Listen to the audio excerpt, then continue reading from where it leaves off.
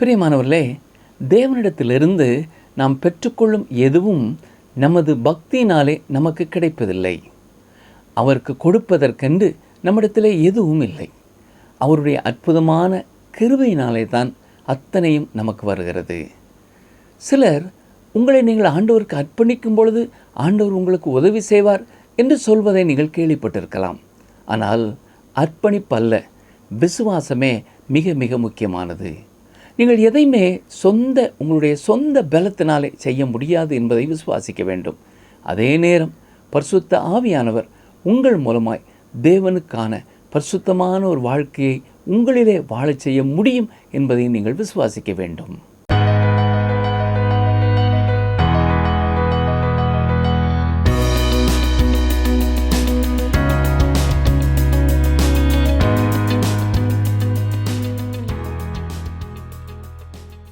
கிறிஸ்துவுக்குள் அன்பான TWR நேயர்களை, ரோமர் பாடத்தின் வேத ஆராய்ச்சி நிகழ்ச்சிக்காக உங்களை அன்புடன் வரவேற்கிறோம்.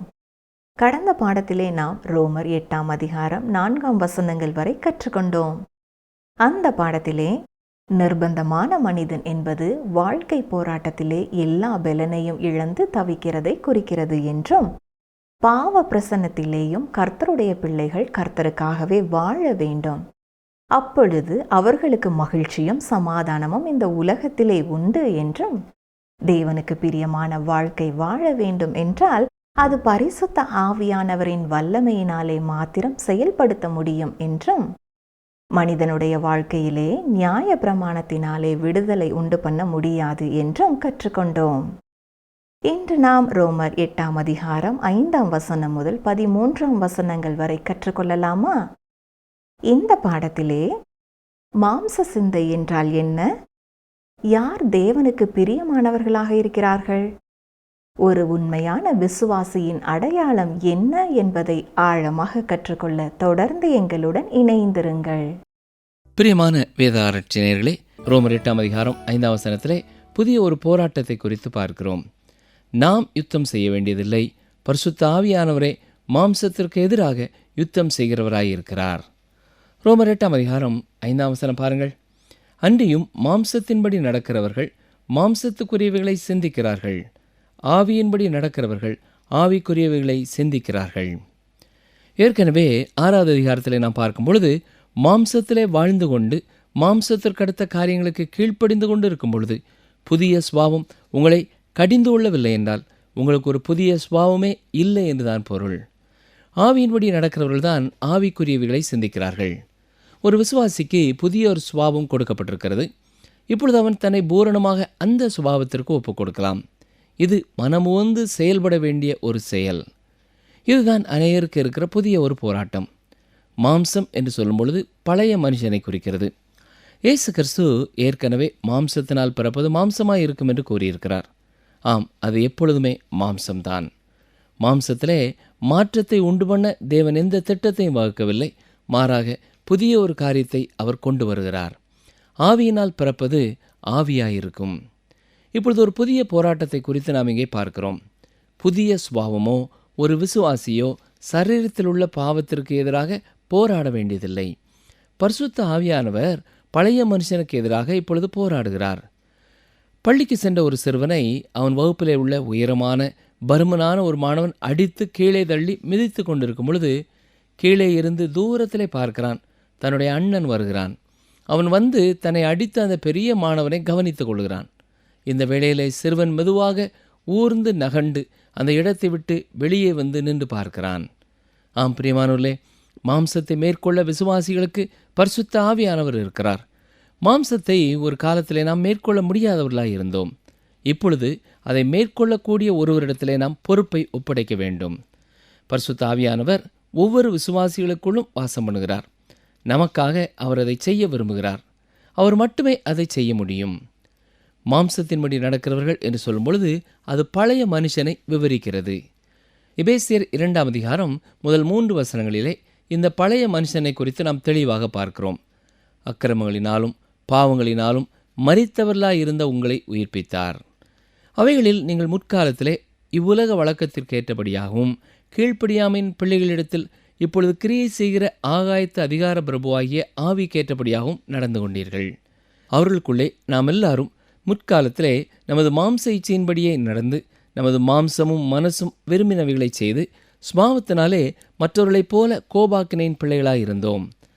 மாம்சம் என்று சொல்லும் பொழுது அங்கே மனதும் உள்ளடங்கி இருக்கிறது. கொலோசேயர் 1:21 பாருங்கள்.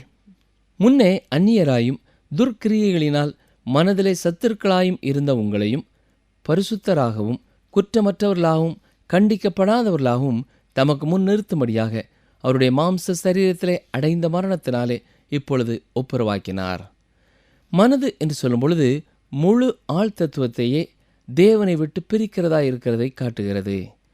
இயற்கையான பழைய மனுஷன் முயற்சி எடுக்கிறான், ஆனால் அவனுடைய இருதயம் மாம்சத்தின் மேலே இருக்கிறது. அவன் எப்படிப்பட்ட உணவை உட்கொள்கிறான்? பாருங்கள், கலாத்தியர் 5:19 முதல் 21 வரை. மாம்சத்தின் கிரியைகள் வெளியரங்கமாயிருக்கின்றன. அவையாவன விபசாரம், வேசித்தனம், அசுத்தம், காமவிகாரம், விக்கிரகாராதனை, பில்லி சூனியம், பகைகள், விரோதங்கள், வைராக்கியங்கள், கோபங்கள், சண்டைகள், பிரிவினைகள், மார்க்க பேதங்கள், பொறாமைகள், கொலைகள், வெறிகள், களியாட்டுகள் முதலானவைகளே. இப்படிப்பட்டவைகளை செய்கிறவர்கள் தேவனுடைய ராஜ்யத்தை சுதந்தரிப்பதில்லை என்று முன்னே நான் சொன்னது போல இப்பொழுதும் உங்களுக்கு சொல்கிறேன். இது எத்தனை அருவருப்பாயிருக்கிறது, கவனித்தீர்களா? கொலோசியர் நிருபத்திலே பவுல் சொல்லும்பொழுது இவ்விதமாய் கூறியிருக்கிறார். கவனியங்கள், வாசிக்கிறேன். கொலோசியர் 3:8-9 இப்பொழுதோ கோபமும் மூர்க்கமும் பொறாமையும் உங்கள் வாயில் பிறக்கலாகாத தூஷணமும் வம்பு வார்த்தைகளும் ஆகிய இவைகளை எல்லாம் விட்டுவிடுங்கள். ஒருவருக்கொருவர் பொய் சொல்லாதிருங்கள். பழைய மனுஷனையும் அவன் செய்கைகளையும் களைந்து போட்டு.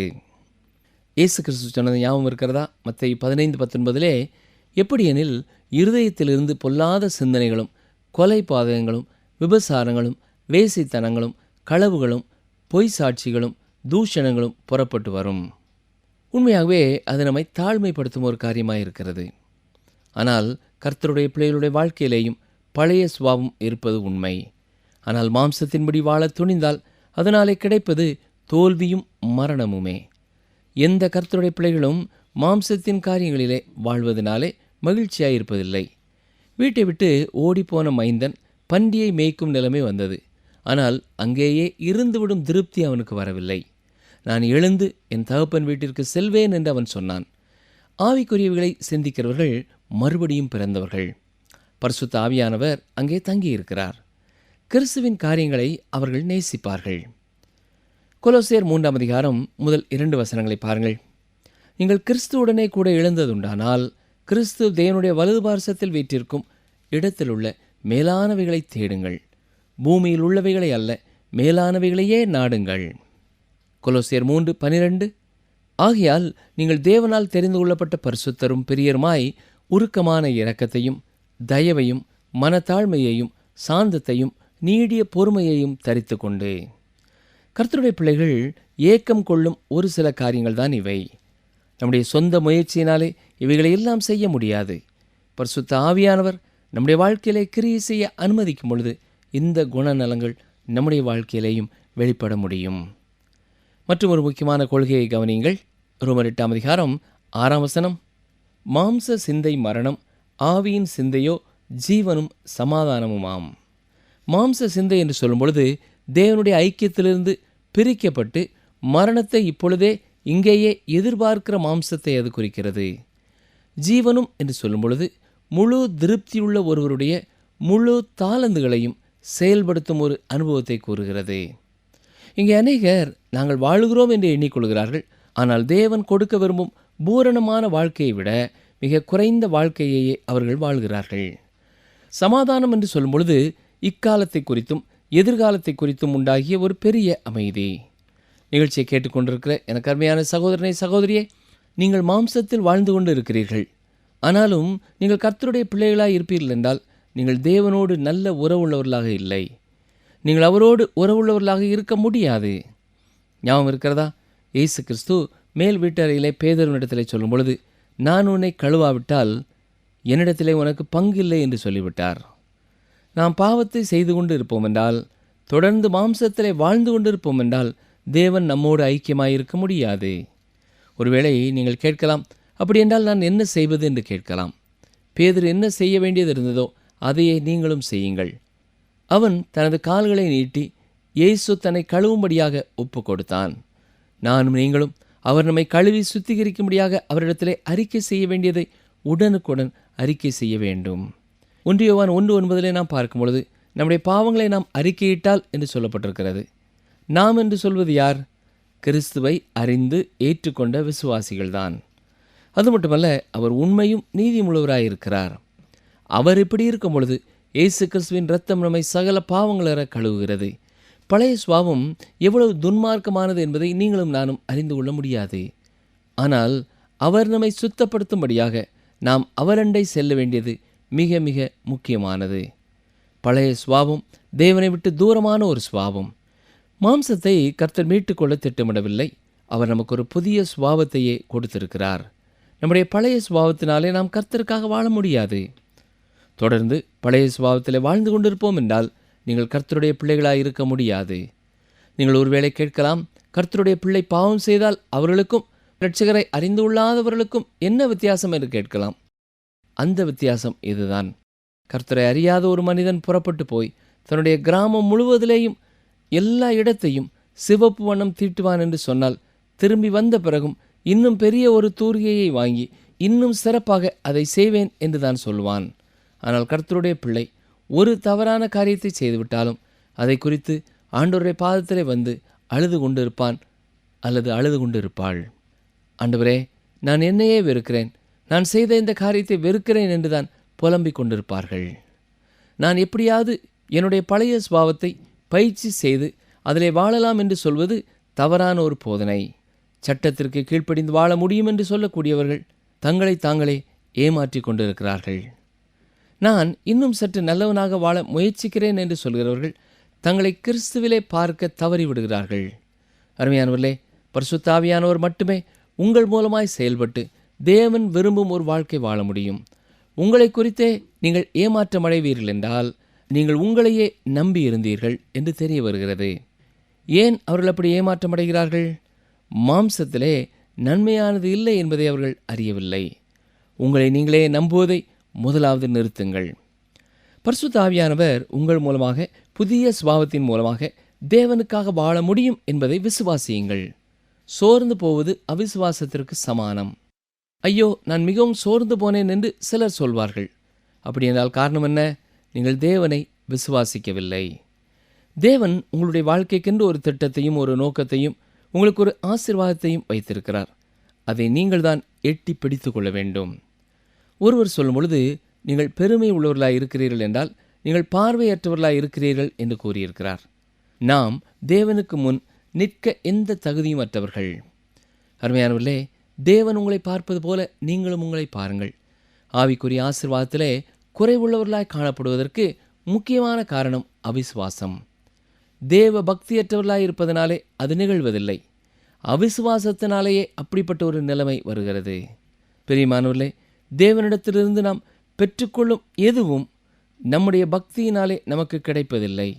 அவருக்கென்று கொடுப்பதற்கு நம்மிடத்தில் எதுவும் இல்லை. அவருடைய அற்புதமான கிருபையினாலேயே வருகிறது.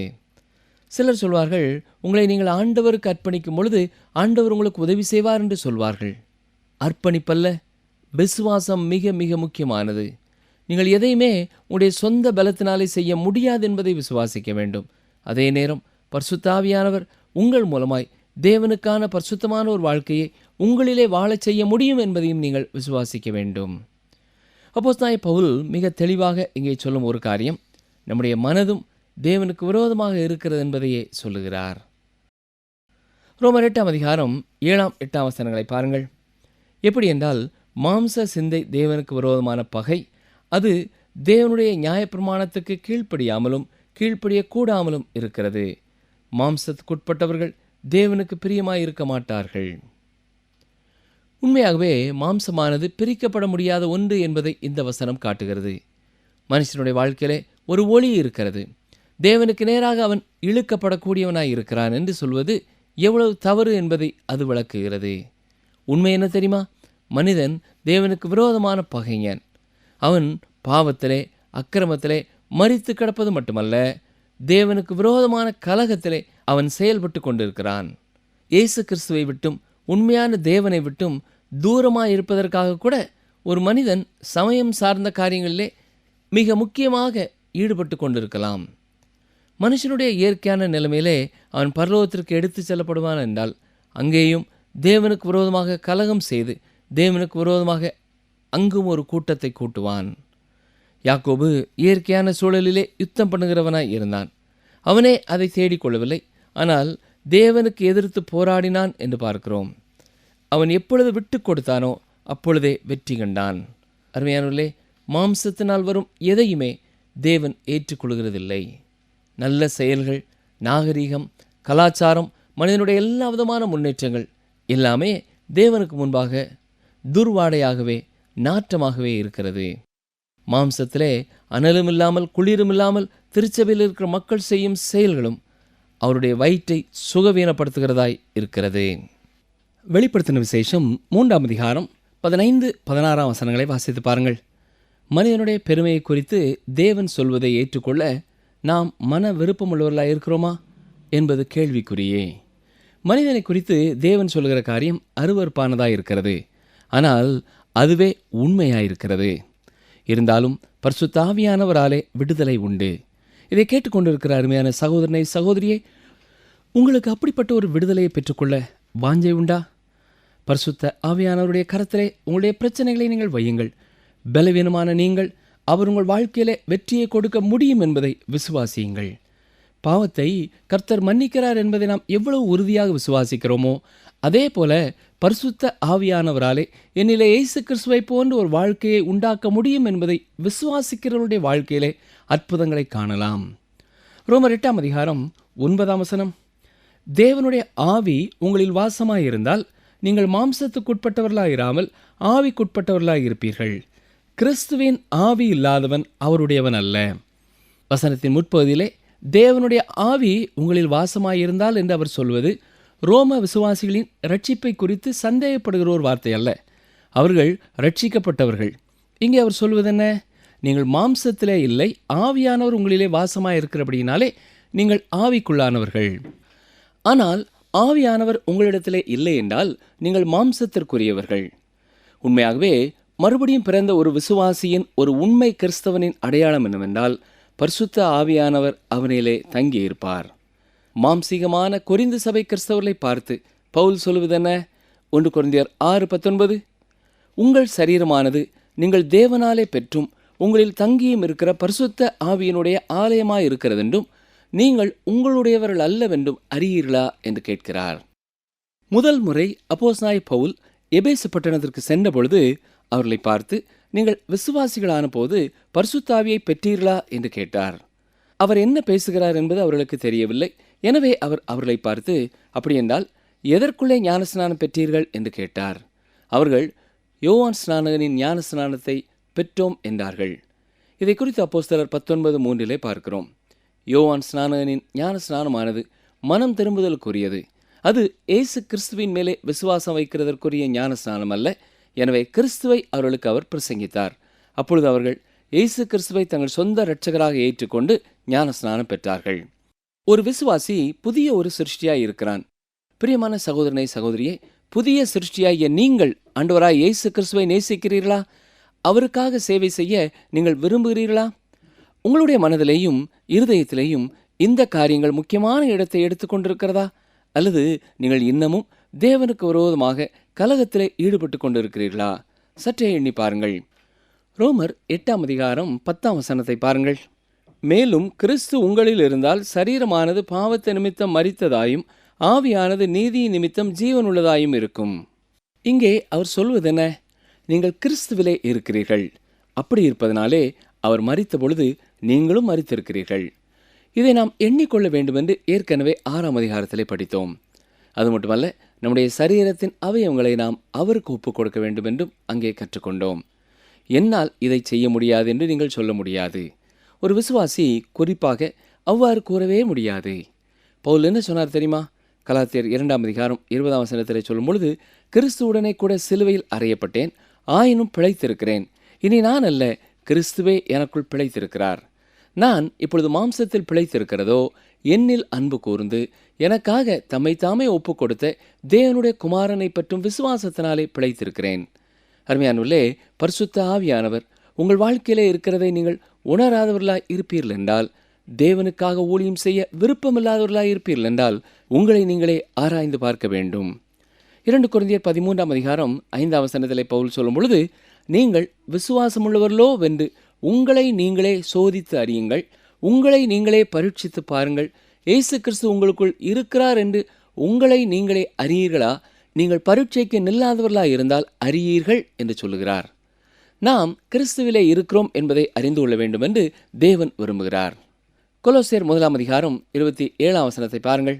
புறஜாதிகளுக்குள்ளே விளங்கிய இந்த இரகசியத்திலுள்ள மகிமையின் ஐஸ்வர்யம் என்னவென்று தேவன் தம்முடைய பரிசுத்தவான்களுக்கு தெரியப்படுத்த சித்தமானார். கிறிஸ்துவானவர் மகிமையின் நம்பிக்கையாக உங்களுக்குள் இருப்பதே அந்த இரகசியம். கிறிஸ்து உங்களுக்குள்ளே இருக்கிறார் என்கிற நிச்சயமற்றவர்களாய் நீங்கள் இருப்பீர்கள் என்றால், அவர் உங்களை பார்த்து ஒரு அழைப்பு கொடுக்கிறார். இதோ வாசற்படியிலே நின்று தட்டுகிறேன், ஒருவன் என் சத்தத்தை கேட்டு கதவை திறந்தால் அவனிடத்தில் நான் பிரவேசித்து அவனோடே போஜனம் பண்ணுவேன், அவனும் என்னோடே போஜனம் பண்ணுவான். உங்களுடைய இருதய கதவு திறந்திருக்கிறதா? அவர் உங்களிடத்திலே வந்து விட்டாரா? நம்முடைய மாம்ச சரீரமானது மரணத்திற்கென்று வைக்கப்பட்டிருக்கிறது. எனவே கர்த்தருடைய பிள்ளைகள், உங்கள் வாழ்க்கையை தூய ஆவியானவர் பக்கமாக திருப்ப வேண்டும். மிக திட்டமும் தெளிவுமாக, என்னால் இதை செய்ய முடியாத ஆண்டவரே, ஆனால் என் மூலமாய் இதை உம்மால் செய்ய முடியும் என்று விசுவாசிக்கிறேன் என்று ஒவ்வொரு நாளும் ஒவ்வொரு காரியத்திலையும் நாம் சொல்ல வேண்டும். ரோமர் 8:11 பாருங்கள். அன்றியும் இயேசுவை மரித்தோரிலிருந்து எழுப்பினவருடைய ஆவி உங்களில் வாசமாயிருந்தால், கிறிஸ்துவை மரித்தோரிலிருந்து எழுப்பினவர் உங்களில் வாசமாயிருக்கிற தம்முடைய ஆவியினாலே சாவுக்கேதுவான உங்கள் சரீரங்களையும் உயிர்ப்பிப்பார். வரப்போகிறவருடைய வருகை தாமதிக்கும் என்றால், வரப்போகும் ஒரு நாளிலே என்னுடைய சரீரமும் உங்களுடைய சரீரமும் கல்லறையிலே வைக்கப்பட போகிறது. இருந்தாலும் நமக்குள்ளே வாசமாயிருக்கிற பரிசுத்த ஆவியானவர் நம்முடைய சரீரம் மரித்தோரிலிருந்து உயிரோடு எழுப்பப்படும் என்பதற்கு அச்சாரமாயிருக்கிறார். 2 கொரிந்தியர் 5:4 வாசித்து பாருங்கள். கிறிஸ்து மரித்தோரிலிருந்து எழுப்பப்பட்டதினாலே நாமும் உயிரோடு எழுப்பப்படுவோம். அப்பொழுது பழைய சுபாவத்திலிருந்து நமக்கு ஒரு விடுதலையை தூய ஆவியானவர் கொடுக்கிறார். ரோமர் 8:12 பார்ப்போம். ஆகையால் சகோதரரே, மாம்சத்தின்படி பிழைப்பதற்கு நாம் மாம்சத்துக்கு கடனாளிகள் அல்ல. வேறு வார்த்தைகளிலே சொல்ல வேண்டுமென்றால், நாம் மாம்சத்தின்படி வாழ வேண்டிய அவசியமில்லை. தேவன் நம்முடைய சரீரத்தையும் நம்முடைய மனதையும் ஆவியையும் சிருஷ்டித்தார். மனிதன் பாவம் செய்யும் பொழுது அவனுடைய ஆவி தேவனை பொறுத்தமட்டிலேயும் மரித்துவிட்டது. ஏற்கனவே தேவன் அதை குறித்து எச்சரிப்பு கொடுத்தார் என்று ஆதியாமம் 2:17 பார்த்தோம். ஆதாம் கனியை புசித்தான், என்றாலும் பல 100 ஆண்டுகள் அவன் வாழ்ந்தான் சரீர பிரகாரமாக.